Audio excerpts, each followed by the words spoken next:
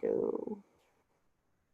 Hi, everybody, and welcome to week 4 on finances for Create Your Vision. I'm Carmen Gable, and we have a great group of gals tonight, and the vision board making is getting more clarity, more specific things on each area of your life. And week 4 on finances was actually kind of fun to do because it reminded me of my past. I had a few stories in there, and I have noticed that I've told stories on every single week. I tell a few stories here and there, and it's been fun. So when I do my recap and I do my outline for each class, it's kind of fun, and it's evolving for myself too, and creating my vision as well. Because like I said, I like to do a new one every time I do a class as well. So I wanted to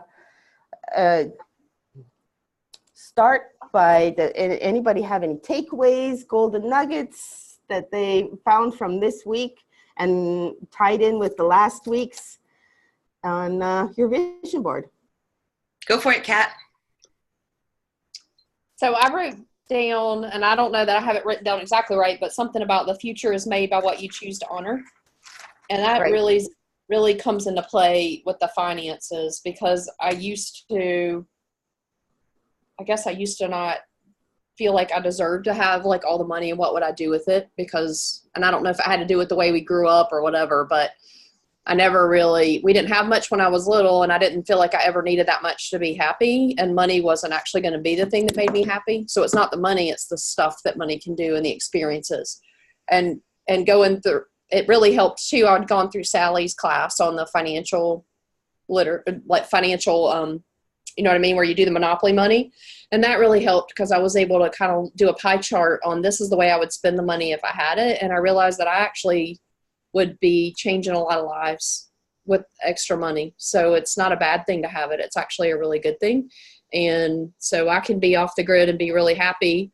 I don't need that much for me personally, because I feel like I already have so much, just being able to be home and be here with my grandparents and to live free and to have a paid off house. But to be able to have extra money, to be able to do all these amazing things for people and kids and really poor people would be awesome. So anyway, it's just focusing on the positive parts of it and not thinking about, that you don't deserve it. So does that make sense? Yeah. That's funny that you mentioned that. And we have talked about that before, about you wanting to do those things for those projects and those clarities. And do you know, would you make a foundation of yourself for yourself? Like, would you be naming that? Do you have a name? Yes, it would be called Zenergy. Nice. Yeah, I like that name. So I just always have. So find your Zenergy again. So it's the life zombie. Yeah. So have you made a business outline of Zenergy? I have not, but I could do that. That would be yeah. Okay. Yeah. Make a 5-year business outline, your projection. Okay. What you want to do for the next year. Like you could break it down every 6 months or every year. Like okay. And with your goal date, 5 years, or goal date 10 years. That's great. I love it. From the first weeks on Law of Vision, and I said that I got all the golden nuggets from the book First Steps to Wealth for Danny Johnson.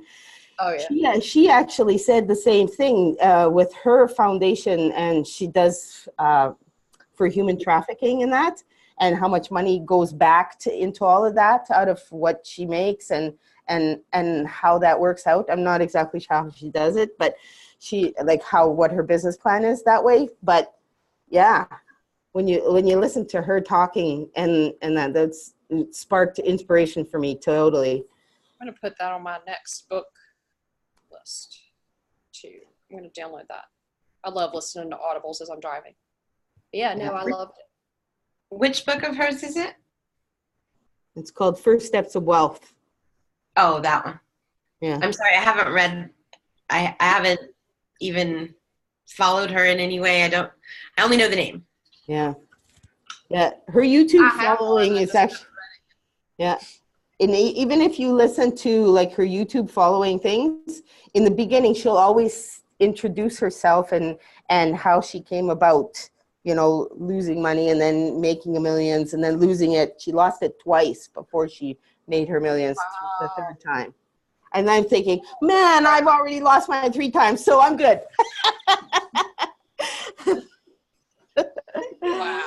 Wow. So, anyways, I will look that up.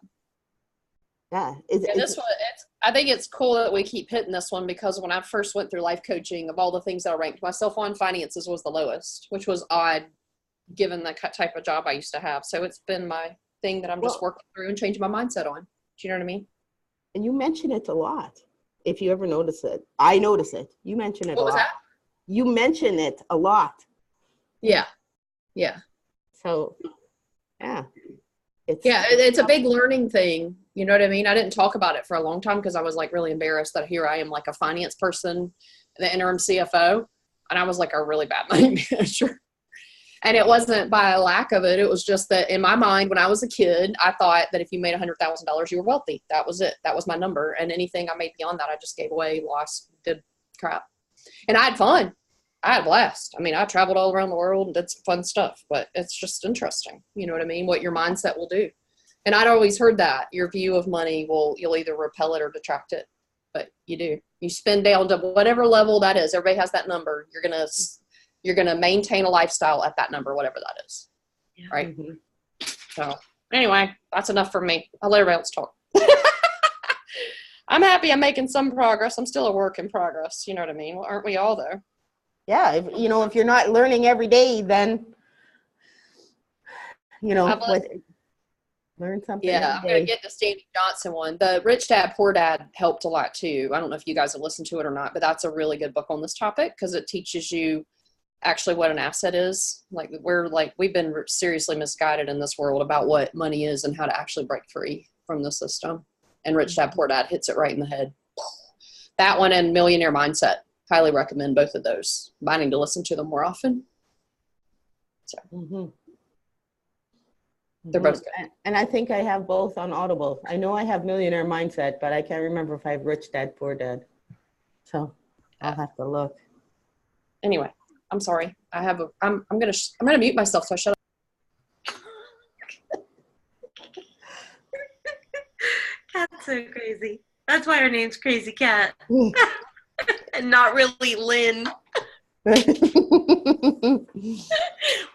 we were together in Cincinnati, because we shared a room, and Kat and Kiwi and me and my teammate Donna, and I think when we were leaving or whatever, and I was dropping him at the airport, I'm like, Kat, I don't know, you're an enigma to me. I haven't figure her out. Oh, beautiful mess is what she is. And when they say mess, that's a compliment. That's a good thing in the South. That's how I ended up with the name #crazy. Coach hated it, but now she's like, oh yeah, it's totally you. So I'm like, whatever, just embrace your messness. It's like awesome. So yeah. Okay. Right. That's funny that she didn't like it. Well, one thing I wanted to share is, I did Sally's class before, this current one that's going on, and I had a really hard time in it. I mean, I loved it, but I couldn't write the checks. And I mean, I would print them out, and I'd get my envelopes, and I'd get my bag to put them in, and I'd write down the amounts. And then, it's like the same as when I did the Nest, those times, like by day 4, now I'm behind 4 days. And by day 7, now I'm supposed to be writing a check for, I'm just exaggerating, for $50,000. And I haven't even written the one for 1,000. So where do I start, And I even wrote down a bunch of things like, well, what would I do, So But that class broke off, as Kibi says, a lot of chains in the process. So now, right now, as we're on this, my husband is doing Sally's class. Oh.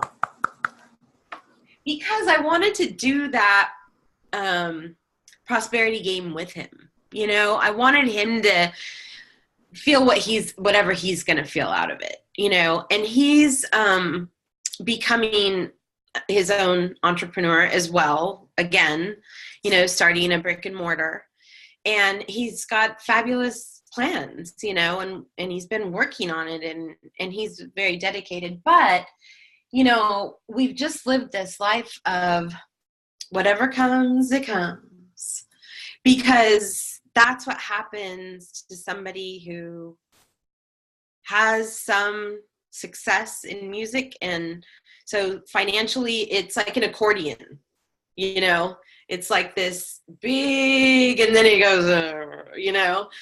And so when you guys say like lost millions, I mean, I guess maybe you could call it lost, but we also lived through those, you know, and enjoyed every minute of it. And I think, you know, we used to refer to ourselves as hedonists and things like that, just because, I mean, we just enjoy. We're not the people that are going to keep the truffles on the top shelf of the refrigerator, you know, I mean, and because we're saving them for something special, we're going to have those now. Like tonight is something special. And I was saying to him too, how we've made a conscious decision to not work hours for like this idea of we're gonna just gain wealth that way, you know, in the times that he's off and not working. And at one point he used to get paid when he wasn't working. And when that went away, that was a huge lifestyle flip, right? I was like, whoa, what do we do now, right? But I'm grateful for it, because we would have just coasted. We never would have. We went through the struggle of you know, hating them all for doing this, and how could they do this, and on and on and on. And since then, you know, there have been so many other things that taken away, and we just deal with it. And we're just like, we're just happy that we're good people. And what we kind of place our importance on is not having the most money. It's we like being together as a family, because when he's gone, you know. So when he's here, you know, he's here. And so again, I did try like working downtown, you know, for a woman that raised money for nonprofits, but it was like a 13-hour day. I know you work very long days, Carmen. Just, you know, with the commute and everything.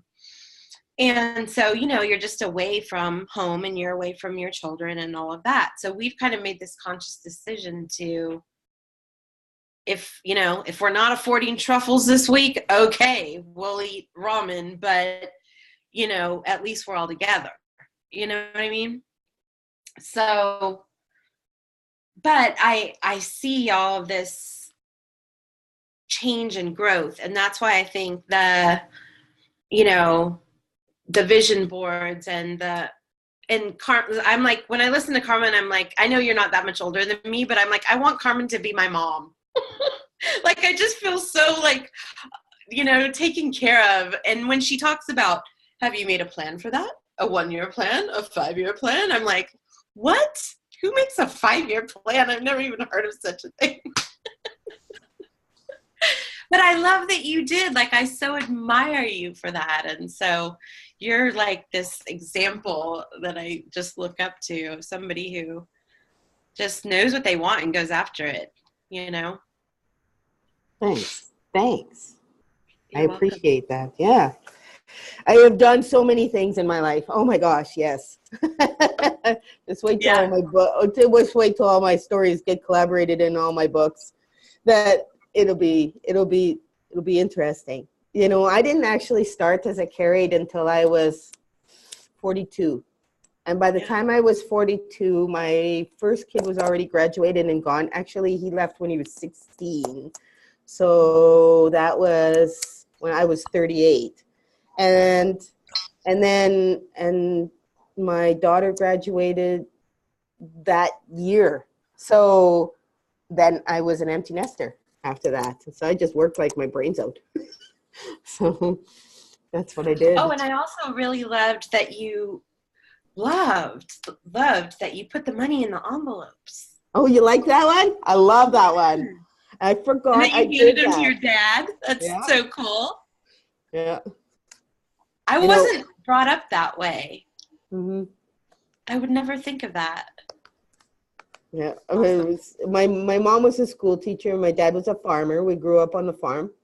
And we raised cattle and did grain. And we showed cattle. I was in 4-H.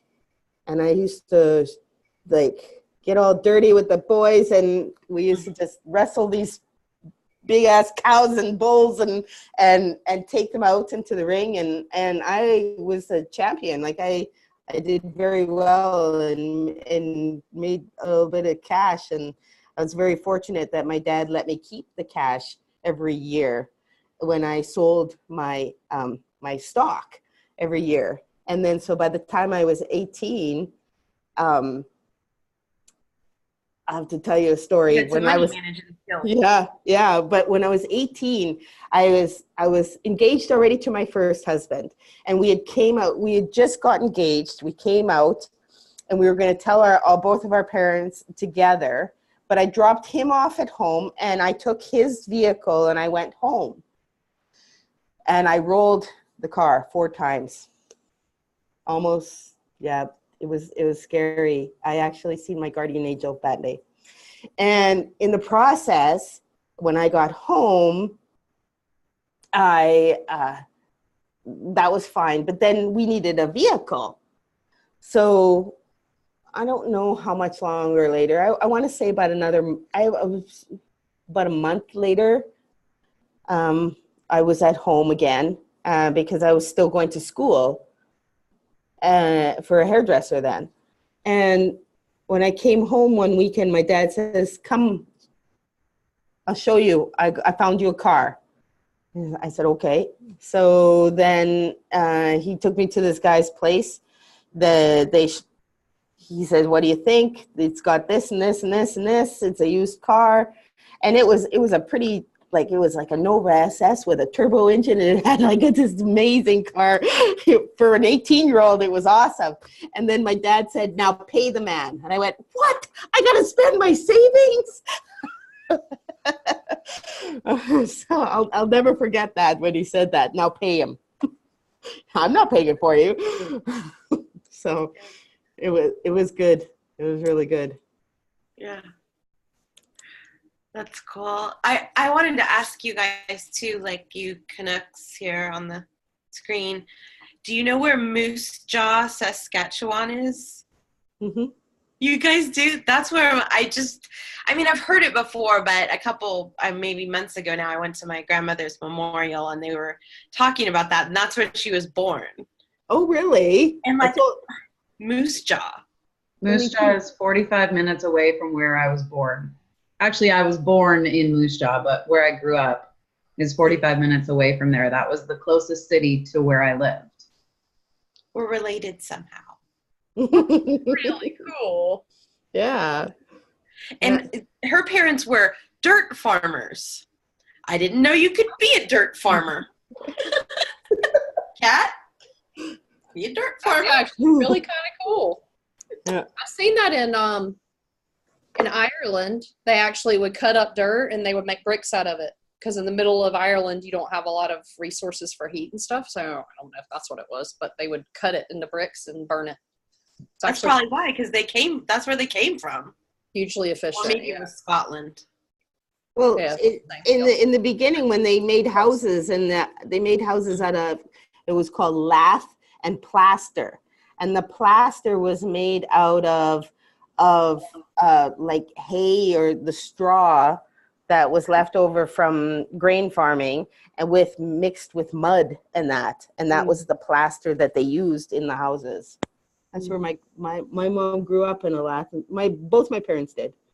They grew up in Latin plaster houses. Hmm. And it's funny to this in the manufacturing age and all the things that we've come through. Like the first few years of my life, we never even had a bathroom. We had an outhouse. And then my dad made a bathroom before we built our house and moved on the farm. And it's like, oh my gosh, I can say I'm one of those people. So I think Greg's granddad thought when the plumbing came inside, he thought that was disgusting. Like who knew where they live? That's hilarious. He probably kept using the outhouse. Probably. That's pretty common. Yeah. So funny. Raylyn, I love that area behind you. I just think it's so pretty. Oh, thank you. I never use gray. Is that gray? Yeah. Yeah, I never use it, but I always think it looks so classy in other people's houses. It's so pretty. I tend to go towards the yellows and creams, but that is gorgeous. When I moved into my house, it was creams and yellows, and I hated it. I felt like I was in a hospital, so I changed it to grays. It's awesome. Oh. So what do you think this week? Is it your turn? Yeah. Well, for me, I am a paper person, so I have my day timer, and I use my phone calendar, but I don't know. I prefer paper. So I think I've told you guys this before. At the beginning of every month, I always put like my goals, and I usually do it a week or two before the end of the month. So my goals are already set for my next month, what I want. And I started in January putting financial goals. So I work at a brewery and I make tips. And so I started putting how much money I wanted to make in tips that month. And I have met or exceeded my goal every month since January. And so for my aesthetics, I started doing the same. I started putting in there how much money I wanted to make that month for my aesthetics. And I have met my goal almost every month. Just one month I came short, which was May.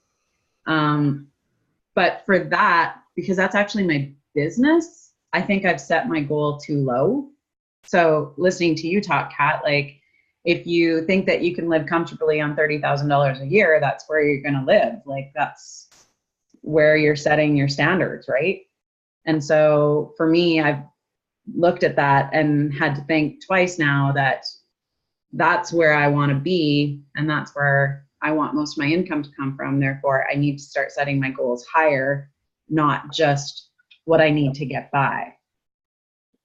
So thanks for that, Kat. But yeah, so I've always done that, but now, I'm kind of the same as Kat. Like I want the money maybe, but is like money has never made me happy. I've always said that, like money doesn't make you happy. You could have millions and look at people with millions, they're miserable, right? But you need to tell yourself you deserve it. And I've never actually thought I've deserved it. So mindset. yeah, I've been there. I still struggle with that sometimes. Yeah. Right. Crazy, So- isn't it? Yeah. One of my favorite quotes, in fact, when I very first started Inner Circle, just before Inner Circle, I was in Introduction to Social Media and Art of Social Media, the very first time. And then that's when I was building all my bios for Facebook and Instagram and whatnot. And my quote was, "Don't worry about being successful. Worry about being significant first," by Oprah Winfrey. So in making your business plan, sometimes it's not about I mean, it's part the money too, because you're spending money to make money, you know, so you're investing in your business that way.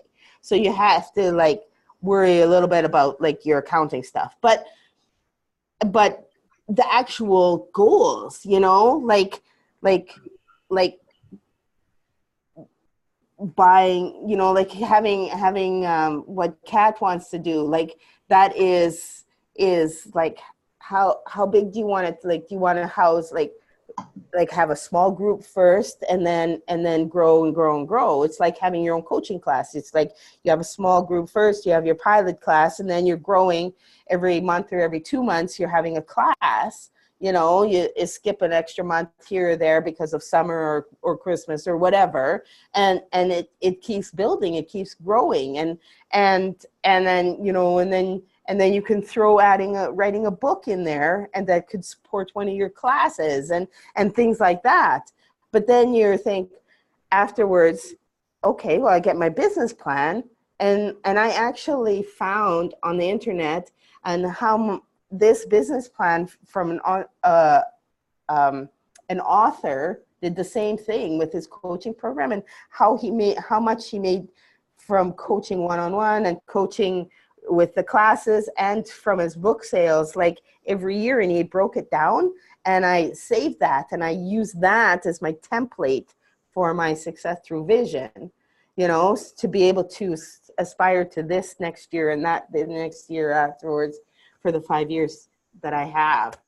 And then that's where I don't want to say worry, because that's not it, but that's where you focus on doing the actual projects, and then the money comes.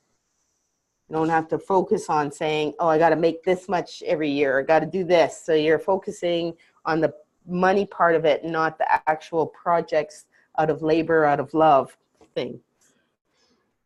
I love that quote. Thank you, Carmen. Yeah. And Kat and I were just on creating culture, and at the end I was, you know, talking about somebody on my team, and, you know, like, what is her why? I don't even know. It's a long story, so I won't go into it, but I did just on my own have this total aha of everything I've ever heard before, right? Like, I get it, but why the vision board itself is so important, and why the why is so important. Because again, if you have that, say, let's just say like goal for humanity, goal like beyond yourself and your bank account, and, you know, again, and like going back to, you know, this is what I need to survive this year. And that's your goal, you know? So, but to have that vision of what it becomes. And I don't think I've even thought as big as Kat. Mine was, well, I mean, I still think they're God's creatures, you know, housing for dogs and then cats, you know, rescue kind of thing, because I had seen one where there's just like all these dog hotels and they all have little places to be, and, you know, but it gives people jobs too, you know, I mean, it serves a lot of function. So mine was more along that line, but that's so far in the back of my mind. So you have to have it on the vision board up in front of you to keep you going. So that's a major, even though I've been doing this network marketing a little bit, not even 5 years, I would say, you know, so I've been listening to these concepts for a long time, but it's just now for me starting to make sense. If that makes sense. That hit on a question that I have. Unless you had something else, Carmen, I have a quick question. So I have my vision boards, and they do have writing the book and filling up like a A380 with Bibles and flying all around the world and helping kids. But it was so big. Do you know what I mean? That Carmen was like, well, what I heard. So you can straighten me out, Coach. What I heard was you kind of need that interim step, that next thing that you can actually achieve, so things can start coming off and going on to your gratitude, right? But then we were talking about the 5-year plan, which I think makes sense given especially from a financial perspective, just so I can know that when I have it, I'll do something really big with it. So the sheets, so I started kind of the sheets that you have, which I'm going to put in my notebook. So I'll always have them with me, but I did one for like home, for example, and they're all achievable things. So number one, this is going to sound really silly, but I want an organized closet. So I'm like literally the cobbler's child, and I will have the main part of my household organized, and I'll come down here and spend 15 hours working on my team. And then I'll go in there and my closet looks like a bomb went off, and I hate it. It clutters my head, but I had to organize. So I just want an organized closet. I know that sounds really silly, but I put a date on here by June 30th. So that ought to be achievable. And then I want a home well and a filter system by July 31st, which is totally achievable. I want a beehive by September 30th. So that's going to require a little bit more planning. So I need to actually put a plan together to make that happen. You know what I mean? And then an English garden and a fruit garden by October 31st. So these are my home goals. And it would make me happy to actually be able to spend some time out doing these things. Does that make sense? So that was, and then for finances, I actually, instead of having, and I do have my big vision board, which had the other stuff, and I was trying to figure out how do I kind of morph them into achievable things that I can actually say, I've done this, but then have a 5-year plan. So I'm moving along. Does that mean? So my next one is to make gold because I made silver. And then I want to write my Zombie Life coaching program and book publish, but I didn't really have a dollar figure on here because I know that by doing these things, it's going to help to generate the finances to where I get. But then you have a 5-year plan that these link into. So, and then these keep getting bigger and bigger. Because I had before, like my whole team making diamond. Well, I couldn't even control that. Do you know what I mean? And I may want my whole team to make diamond, but they don't want to make diamond. So what good does that do? And why am I just jumping from here to diamond elite? I need to go all the interim steps so I can actually take things off and be grateful for it and then go the next thing. So does that make sense? And then my last one is health, which was healthy foods fermented, which I did start that one. I'm very excited. Like I want 4 times a week. So I tried to make them smart too, where they're measurable. And then upper body and core 4 times a week, which I have been very bad at because I'm tired of skydiving and being in pain. It's horrible. I do walk a lot. Like I'm walking around the farm. You'll see me all the time. Hey, cat, crazy cat. But I don't exercise, and I've got to. And I need workout legs and my behind for 3 times a week. So those were kind of my Carmen version, or the Cat Mac Carmen version, which are shorter, doable, achievable. I can look at them every day and I can say, am I making steps, put them in my book and actually measure them. But then how do I take all that really cool stuff I had on the board and turn that into a 5-year plan that I can actually know that I'm moving towards? Does that make sense? So I'm going to shut up now. Back to you, Carmen. So I have a couple of really great ideas. You know, your very first one where it says your closet, pick up that paper. Okay. So closet, for instance, I know that time factor is huge for you, right? And you're, you know, to do that and to know where even to start is sometimes it just like daunting. So have you ever thought of reaching out to a design lady to do it for you? And then you get to know her and you get to know her network and you get like a whole bunch of new people to just hire somebody. What a great plan, Stan. And then something that I hate to say hate. I like my stuff organized, but I hate organizing. I really do. It's taken all of the power in my being to do the notebooks. But I know that if I don't do it, I'm not going to have a business. So all of my organization skills goes into that and in my fermenting foods and keeping my kitchen nice. And then I look at my closet. I'm going to send y'all a picture, just the 3 of y'all, but y'all can't share it. No judging. It's awful. I look like I'm 5.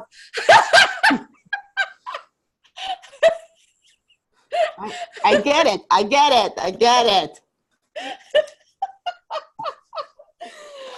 So, Carmen, I have a question. Yeah, go ahead. Just from like the only other exposure I've had to vision boards was through Kiwi's Breakthrough, which I did twice. I think it was the second time I finally did my vision board. But she had suggested that we don't put dates on there. So what is your take on that?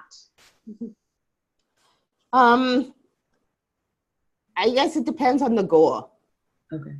Okay, so like my marathon goal, so I want to run the Queen City Marathon. So I know the date of it. It's September 7th of this year. And so my plan is from there to there. Now, when you have a business plan, yeah, you need dates and that. But when I have a vision about, I want a new computer, or I want a pair of shoes, or, you know, something like that, that I don't put dates on, you know? If I want to have a goal of, I paid off my house by this and this date, or my retirement date is this date, like that's fine. But for actual, like always, you know, like, you know, you want to travel around the world or all these kind of things. So those are more abstract. They don't need dates for. But if you've got a specific goal, like running a marathon, and on a certain marathon that you want to run, yeah, it has a date. So you use your own discretion. Okay. I've been through the process too, and I made mine without any goals on it, which was really cool. Like, y'all remember, I think I told y'all this one. So I had just stuck this up because I've always wanted to stay in one of those huts. And this just happened. I'm like literally staying there February 2020 with my friend. Also Canadian. Right, and that was an abstract with no date on it. It was it was just up there. Oh yeah. Yeah. So I was trying to figure out how do I bridge the gap between having things that are really like, you know what I mean, filling up an A380 with Bibles and being able to fly over to Africa and just like take care of a bunch of people. That's like massive. Do you know what I mean? But that can't have a date on it. Clearly, it's just something that I think would be really cool. So do you do a kind of a closer to the vest? These are the things that I'm actually working that have more like dates and bigger. I don't know how to do it right. Do you know what I mean? I mix it up in my vision board. Okay. Because, yeah, I mix it up. Because I've got some things that have dates and some things that don't. So, and you'll find out that so I could have some that didn't. Yeah. Okay. Sorry. And for instance, okay, so you want a beehive, and you've researched it a little bit, but is there like other Facebook page / groups on beehives? Because remember, Kibi had said she found this horse group from her hashtag CCC, you know, and I should, because you know what they need. You know what helps? You know how many people you can network for that? I know. They need our oils because the oregano kills this mite that gets the bees. Anyway, I don't want to like detract it all on me. I was just confused about where the long-term meets that you need it big enough. And I'm so glad you asked that, Raylyn, because you need it big enough to where it's like big. So it opens up your thinking beyond just what you can see, but then how do you actually take action on it? Because that was one of the things we talked about. I hadn't really done anything. Like I have Israel up there and I have all this like really cool stuff, but it was like, okay, what are you doing about it? And I was like, well, nothing. It's pretty. I look at it sometimes. Okay. So what did you think of that extra video all on your goal setting, that extra? Good. I mean, it's just, those are totally new concepts for me. I mean, I love it, really, but it just, wait till next week. I'm working on a lot, you know? Yeah. So okay, so I will tell you, next week is spirituality and personal development. I tied them together, but going forward into my other classes after pilot is over, I've separated them, because then I made it into a full 6 weeks instead of a 5 week, because I counted 6 weeks from the kickoff week, and then the first week on fundamentals, there was really nothing doing until the second week on health. So then I kind of revamped that a little bit. So you were already starting to work on your vision boards in week 1. But next week I got another extra video, and it's going to be fun. Just to let you know, I am unable to attend next week because I have to work. So I will watch the recording. Yeah. And then that'll be the last one after Okay. next week. Yeah. Okay. But This it'll has be been fun. really fun. It's helping. I like the idea about joining groups. That's a really good idea.